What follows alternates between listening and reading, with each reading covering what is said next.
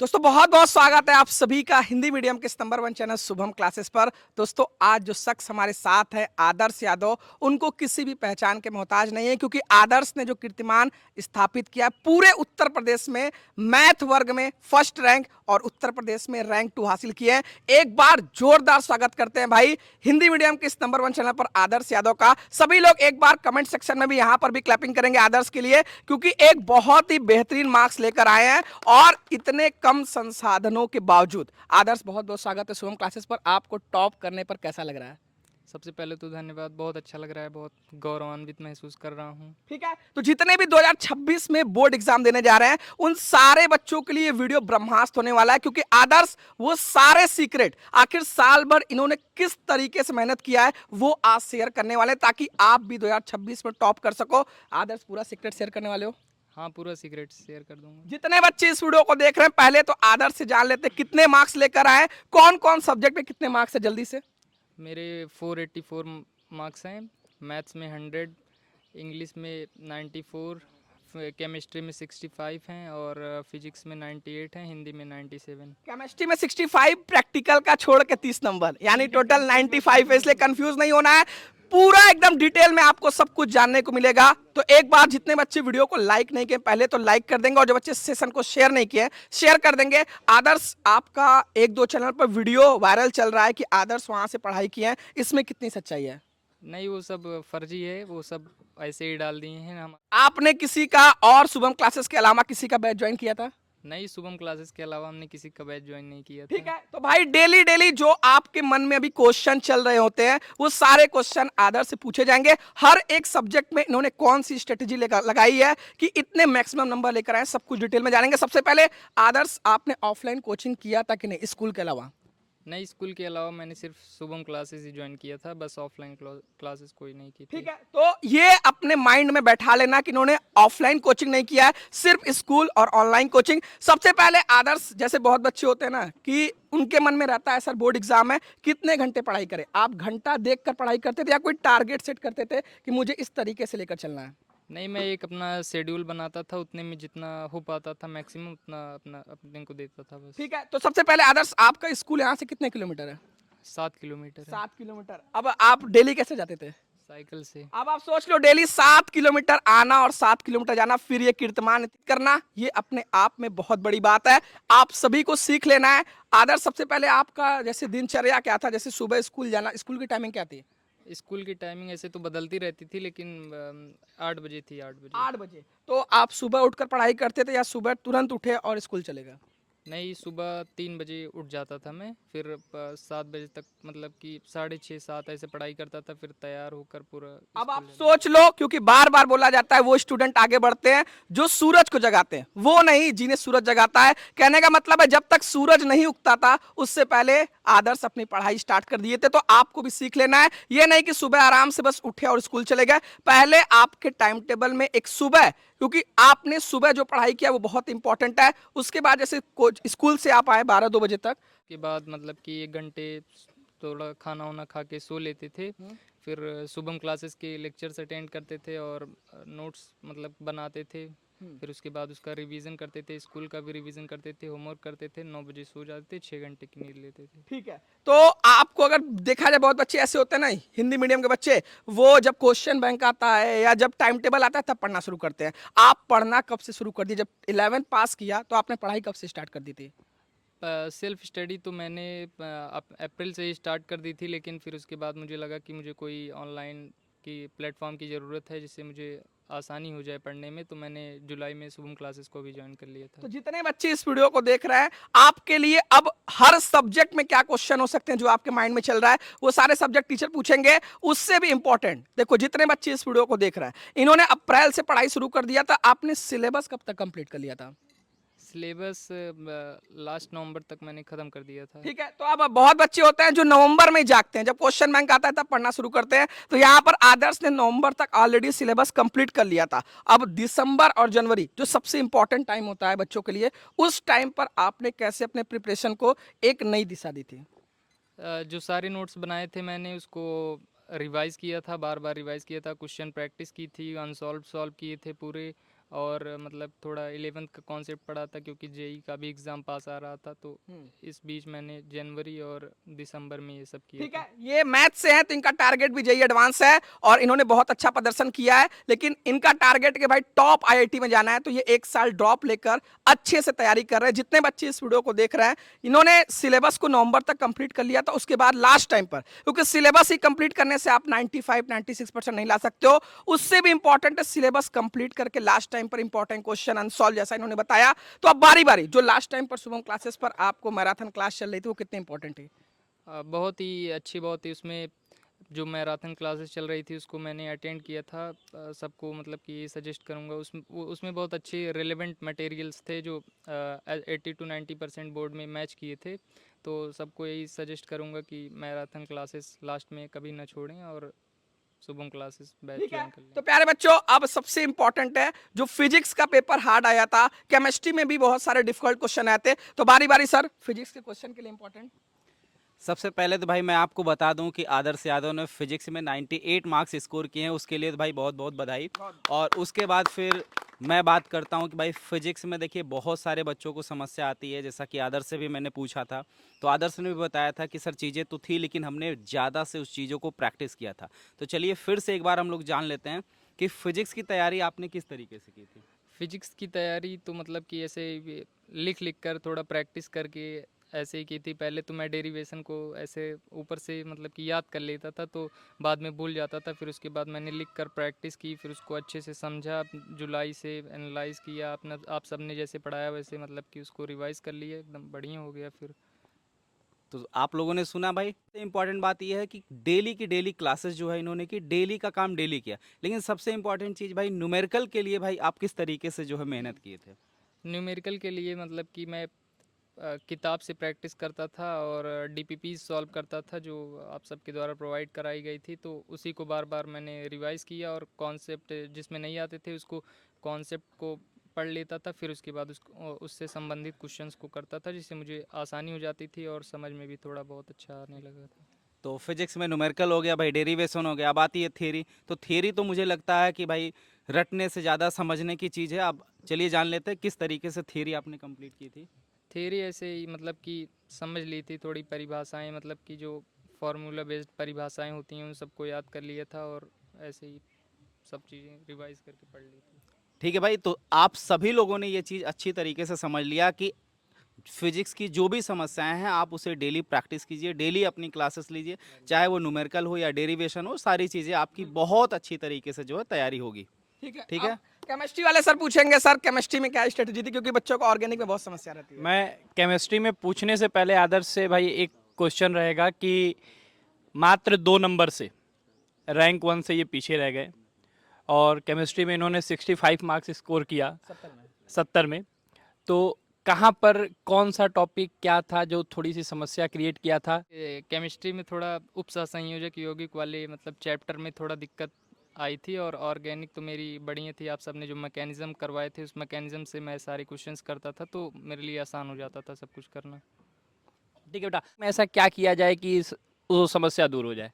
Actually बच्चे जो हैं वो ऑर्गेनिक में रिएक्शंस को रट लेते हैं, लेकिन ऑर्गेनिक में रिएक्शंस को रटना मतलब कि मैं अच्छा नहीं समझता हूँ। उसमें मैकेनिज़्म को याद करना और उससे क्वेश्चंस करना, कई बार क्वेश्चंस अच्छे मतलब कि जो हमको प्रोडक्ट मिलना चाहिए वो अच्छा ठीक प्रकार का नहीं बनेगा, गलत बन जाएगा। लेकिन अगर हम ऐसा करते रहेंगे तो दिमाग में आ जाएगा। मैंने ऐसे जो नेमिंग रिएक्शंस थी मैंने भी पहले रटा था हाफ ईयरली के टाइम, फिर उसके बाद मैं अक्टूबर में भूल जा रहा था, तो आप सबकी गाइडेंस से मुझे पता चला कि मैं मैकेनिज़्म से वो सारे रिएक्शंस करूं, तो मैंने मैकेनिज़्म्स से किए जिससे मुझे लंबे टाइम तक याद रहा और बोर्ड में मैंने अच्छा स्कोर किया। यानी कहने का मतलब जैसे अभी आदर्श ने थोड़ी देर पहले बताया कि ये 12th की पढ़ाई के साथ साथ 11th में जो आपके 2 चैप्टर हैं जीओसी और हाइड्रोकार्बन ऑर्गेनिक के इसलिए स्पेशली, तो इनका उन पे भी आपका पूरा फोकस था, उसको लेते हुए वहाँ से मैकेनिज्म को समझते हुए फिर ये ऑर्गेनिक पे आगे चल रहे थे। ठीक है, बाकी अब यहाँ पर एक सीख लेने वाली बात है कि इनको हाफ ईयरली में रियलाइज हो गया था कि ऐसे काम नहीं चलने वाला है, तो अपनी स्ट्रेटेजी में बदलाव किया। अगर आपको लगता है कहीं पर भी थोड़ा सा भी अगर लैक हो रहा है आपका प्रिपरेशन, तो जहां भी जिस टाइम आपको लग रहा है उसको सुधारना है, ये नहीं कि वैसे ही लेकर चलना है। सर इंग्लिश में यूपी बोर्ड बच्चे बहुत डरते हैं, इंग्लिश में आदर्श की क्या थी और आपने कैसे हेल्प किया? भाई कुछ भी पूछने से पहले सबसे पहले मैं आदर्श के लिए कुछ लाइनें सर व्यक्त करना चाहता हूं। हमेशा करता हूं, हमेशा से हर बच्चे के लिए मोटिवेशन के लिए करता हूं, और आज वो परिणाम आदर्श के हाथ में है। तो कुछ लाइनें कि फैसला जो कुछ भी हो मंजूर होना चाहिए, फैसला जो कुछ भी हो मंजूर होना चाहिए, इश्क हो या जंग हो भरपूर होना चाहिए, इश्क हो या जंग हो भरपूर होना चाहिए। और थक गए जो नन्हे कदम महमूदपुर जंगल की गलियों में संघर्ष करते करते, अब तो उन हाथों में कोहिनूर होना चाहिए, कोहिनूर होना चाहिए। और वो कोहिनूर आदर्श ने अपने लिए, अपने माता पिता के लिए, अपने पेरेंट्स, अपने सारे गार्जियन के लिए भाई रैंक 2 लाकर मुझे लगता है दे दिया है। एक क्वेश्चन पूछूंगा, ग्रामर पोर्शन बेटा, ये अगर हम कह दें कि ग्रामेटिकल पोर्शन एकदम मैथमेटिकल कॉन्सेप्ट बेस है, तो क्या इसमें कुछ गलत होगा? नहीं, वो बोर्ड परीक्षा में ग्रामर ही आधा आता है, तो ग्रामर पर अगर बच्चे फोकस करेंगे तो लिटरेचर अपने आप ही तैयार हो जाता है। मोस्टली अगर हम कह दें ग्रामर में अगर आप टेंस, नरेशन और वॉइस ये चीजें कर ली हैं, तो क्या आपको लेटर, आर्टिकल, लॉन्ग क्वेश्चन लिखने में कितने मतलब हद तक आपको हेल्प मिलती है? बहुत ज़्यादा हेल्प मिल जाती है ये सब लेटर और एप्लीकेशन लिखने में। वॉइस और ये टेंस का बहुत ज़्यादा काम आता है, और लिटरेचर के भी क्वेश्चंस ऐसे रटे नहीं जाते हैं, इन सभी के बेस्ड पर लिखे जाते हैं। मतलब सीधा और स्पष्ट कॉन्सेप्ट भैया। अगर ग्रामर का पूरा कॉन्सेप्ट क्लियर है, और खासकर 2-3 टॉपिक, टेंस, नरेशन, वॉइस, ये 3 ऐसे टॉपिक अगर इसको कंफर्म कर लिया, तो लेटर, ये सारे वो पोर्शन है जहां से आप मैक्सिमम नंबर गेन कर सकते हो। और आदर्श के इंग्लिश में 94 मार्क्स आए, और मैंने पहले ही कहा लिटरेचर में 92 प्लस, इसका मतलब ये इक्विवेलेंट 100 होता है। तो आप उसको भैया 100 मान के चलिए, क्योंकि लिटरेचर में फुल मार्क्स नहीं मिलते हैं। ठीक है, तो एक क्वेश्चन और पूछना चाहते हैं। बहुत बच्चे सोचते हैं स्कूल गए, कोचिंग गए, हमारा काम हो गया। सेल्फ स्टडी कितना इंपॉर्टेंट रोल प्ले करता है मैक्सिमम नंबर स्कोर करने के लिए? सेल्फ स्टडी बहुत ज़्यादा इम्पोर्टेंट होता है, क्योंकि अगर हम स्कूल और कोचिंग का मटेरियल ले लें और उसको सिर्फ रख लें तो उससे कुछ होने वाला नहीं रहता। अगर उसको बार बार रिवाइज नहीं करेंगे तो बार बार रिवीजन बहुत अच्छा ठीक होता है, तो सिर्फ स्कूल कोचिंग जाने से कुछ नहीं होने वाला है। सबसे पहले एक प्रॉपर टाइम टेबल, जैसे सुबह इन्होंने पढ़ाई किया, फिर स्कूल से आए, फिर घर पर पढ़ाई किया, फिर थोड़ा आराम किए और फिर पढ़ाई किया। जितने बच्चे इस वीडियो को देख रहे हैं 2026 में, क्योंकि इस समय सभी बच्चे चाहते हैं कि मैं भी आदर्श की तरह बनूं, मैं भी अपने माता पिता का नाम रोशन करूं। तो आप जो बच्चे इस वर्ष 10th-12th में हैं, उनको क्या सीख देना चाहते हैं? क्योंकि अभी तो सेशन की स्टार्ट है, तो आप क्या सीख देना चाहते हैं? क्योंकि आपके छोटे भाई बहन भी चाहते हैं कि मैं भी आदर्श भैया की तरह बनूं। तो आप सोचिए, आपके सामने छोटे भाई बहन है, अब आपको उनको सीख देना है कि आपके जैसे वो मार्क्स लेकर आए।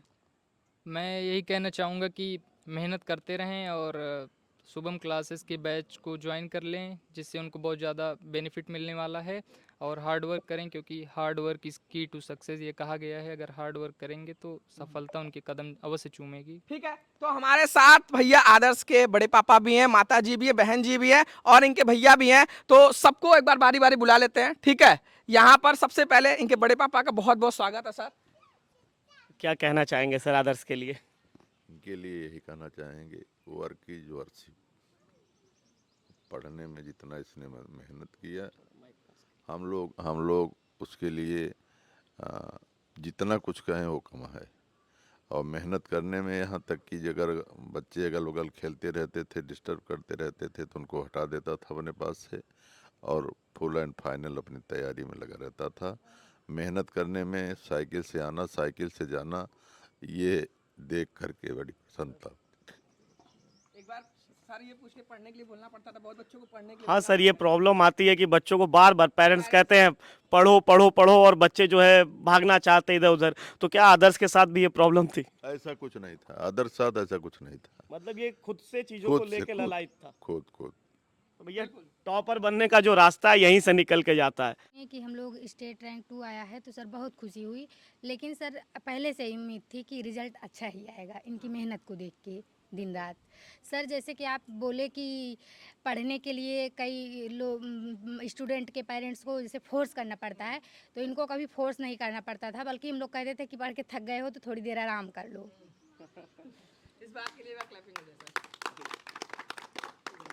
सर इनकी मेहनत देख के हम लोग पहले से ही जानते थे कुछ अच्छा ही करेंगे, और सुबह ही बता दिए थे मम्मी आज रिजल्ट आने वाला है, तो हम स्कूल में बार बार वही घड़ी का टाइम देखते थे कि 12:30 कब बजे, कोई गुड न्यूज़ आए। और जो है पढ़ने में तो बचपन से ही मेधावी थे। ओवरऑल आप कहना चाहती हैं कि पूरा कॉन्फिडेंस था पूरी फैमिली को कि आदर्श जो है रैंक लेकर आने वाले हैं। सर अभी ये 10th में भी 6 रैंक लेके आए थे यूपी में। प्रदेश में 6वां स्थान लाए थे। और जो है हम ये बचपन से ही बहुत मेधावी थे। हम कभी काल इनका होमवर्क कराने में चूक कर देते थे, तो ये रात को हमें उठा के मम्मी होमवर्क करा दीजिए, जब ये यूकेजी एलकेजी में पढ़ते थे, प्राथमिक स्तर पे पढ़ते थे तभी। और कभी इनको हमें कहना नहीं पड़ा कि आप बेटा अपना होमवर्क कर लो, स्कूल जाना है कि नहीं जाना है, तैयार हो जाओ। ये अपना टाइम से रेडी हो जाते थे। हमारा केवल जो है दोपहर का वही लंच और कपड़े प्रेस करके धुल के इनको अवेलेबल कराना था बस। बाकी ये अपनी तैयारी कर लेते थे। चाहते हैं कि भविष्य में ऐसे ही करते रहें। क्योंकि भाई जो सफलता होती है, इतने कॉन्फिडेंस क्यों होते हैं? क्योंकि जो सफलता होती है वो पहले से की गई तैयारी पर निर्भर करता है। बिना तैयारी के असफलता मिलना निश्चित है। आदर्श, अब आपका एम क्या है? क्योंकि आपने ऑलरेडी ऊंचाइयों पर जाना इंपॉर्टेंट नहीं है, उसको बरकरार रखना इंपॉर्टेंट है। तो अभी आपका फ्यूचर का एम क्या है? अभी मैं ड्रॉप लेकर आईआईटी की प्रिपरेशन कर रहा हूँ और इसके बाद ग्रेजुएशन करने के बाद बीटेक से मैं यूपीएससी सीएससी की परीक्षा देना चाहूँगा। बिल्कुल, क्योंकि भाई ये गांव में है, इनका ये भी है कि पहले तो पढ़ाई कंप्लीट कर लें, फिर यूपीएससी क्लियर करके जो गांव का क्षेत्र है इसको भी बढ़ावा दे, ताकि जो गांव के बच्चे हैं भाई वो भी कुछ अच्छा कर सके। जितने बच्चे इस वीडियो को देख रहे हैं, आदर्श को हम लोग कोशिश करेंगे शुभम क्लासेस की स्टूडियो पर भी बुलाने के लिए। फिलहाल इस वीडियो में जितने बच्चे इस सेशन को देख रहे हैं, जो बच्चे अभी तक वीडियो को लाइक नहीं किए हैं, सबसे पहले सेशन को लाइक कर दें। और जो भी आप क्वेश्चन पूछना चाहते हो आदर्श से, कमेंट सेक्शन आपके लिए ओपन है, तुरंत जो भी डाउट है आप पूछ सकते हो। बाकी हम लोग कोशिश करेंगे कि आदर्श एक बार शुभम क्लासेस की स्टूडियो पर है, ठीक है? तो इस सेशन को हम लोग यहीं पर एंड करेंगे। अगर ऐसे ही आपको भी रैंक लेकर आना है तो बेटा शुरू से लग जाओ, क्योंकि नवंबर दिसंबर से पढ़कर आप इतने मार्क्स नहीं ला सकते हो। लास्ट में आदर्श क्या बोलना चाहते हो जो बच्चे सेशन को देख रहे हैं? हार्ड वर्क करते रहें बस, यही क्योंकि सफलता की कुंजी है। बिल्कुल, ठीक है। तो wish you all the very best. मिलते हैं आपसे नेक्स्ट वीडियो में।